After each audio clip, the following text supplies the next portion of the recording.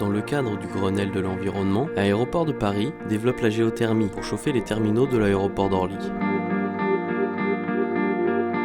Pour mettre en œuvre ce projet, ADP a fait appel à un groupement de 3 sociétés dont la spécificité est de prendre en charge l'ensemble du chantier, de l'analyse du sous-sol au recyclage des déblais. ADP est maître d'ouvrage, CFG maître d'œuvre, Ecofor réalise les forages. La société Clamin-Sessa se charge du traitement des bouts de chantier. Elle met en œuvre un procédé original en valorisant les déblais sans utiliser de ciment. Le principe de la géothermie est assez simple. Il s'agit d'utiliser la chaleur de l'eau des nappes souterraines ou dodgers pour produire de la chaleur et la distribuer dans un réseau de chauffage. Le site de l'aéroport d'Orly est justement situé au-dessus d'une nappe d'eau chaude qui s'étend sur 15 000 km², une surface plus grande que l'Île-de-France. Pour avoir accès à cette eau, la construction de 2 puits est nécessaire. La profondeur des puits dépend de celle de la nappe. À Orly, elle est située à environ 2000 mètres de profondeur. Le premier puits sert à prélever l'eau chaude, destinée à alimenter un échangeur thermique. Le second est utilisé pour réinjecter l'eau refroidie dans la nappe. Le système fonctionne ainsi en cycle fermé, sans perte d'eau ni pollution, et offre une alternative propre au chauffage, au fioul ou au gaz. Le recours à cette énergie renouvelable permettra une économie d'environ 9000 tonnes de CO2 par an. Mais construire de si grands puits n'est pas chose aisée. Il faut d'abord analyser le sol pour trouver l'endroit le plus propice où installer les puits.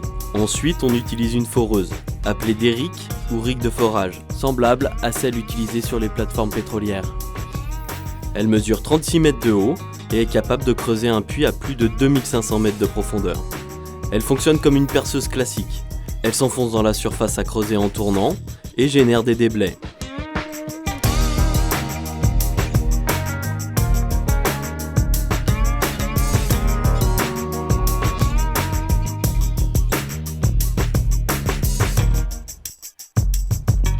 Pour que le forage s'effectue dans de bonnes conditions, il faut lubrifier la tête de forage avec un mélange constitué d'eau et de bentonite, une argile naturelle aux propriétés multiples. Elle lubrifie l'outil, elle maintient le puits en attendant la pose des tubes qui permettront la mise en service du forage, et enfin, elle permet de remonter les déblais en surface. Le forage génère des déblais, appelés cuttings. C'est un mélange de boue bentonitique et d'éléments naturels issus des différentes couches géologiques. Pour ne pas gaspiller le fluide, les cuttings sont immédiatement traités sur place. Le fluide est séparé des solides par différents procédés, passage au crible, puis essorage.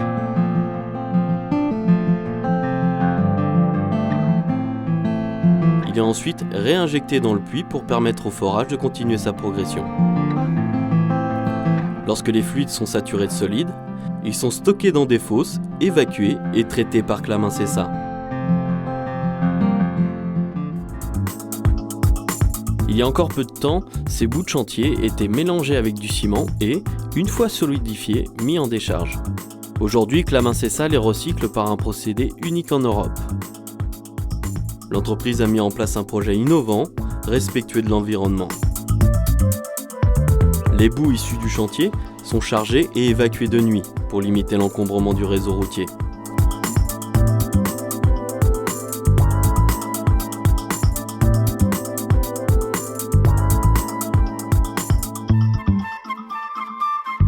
Une fois arrivés sur le site d'exploitation, à Villeparisis, les boues subissent différents traitements. Elles sont diluées et pompées. Elles sont ensuite criblées et désablées pour extraire les éléments les plus gros, comme les cailloux et les gravillons.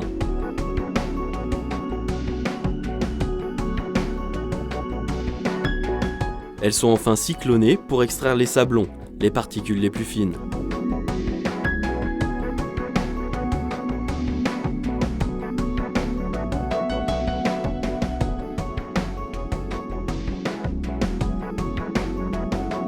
Ces matériaux sont ensuite utilisés dans les travaux publics en région francilienne.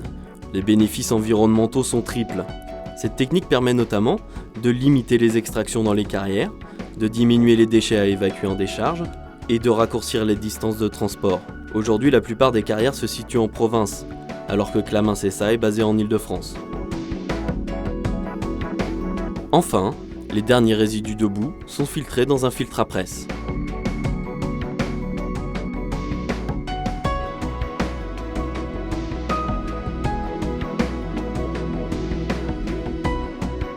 L'eau claire, obtenue après cette dernière étape, est réacheminée sur le chantier à Orly ou utilisée sur le site de Clamin-Sessa.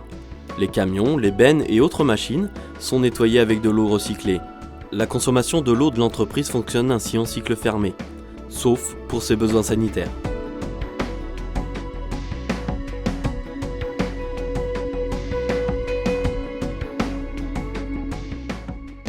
Cofor, CFG et Clamin-Sessa ont ainsi mis en place un procédé innovant, unique en Europe.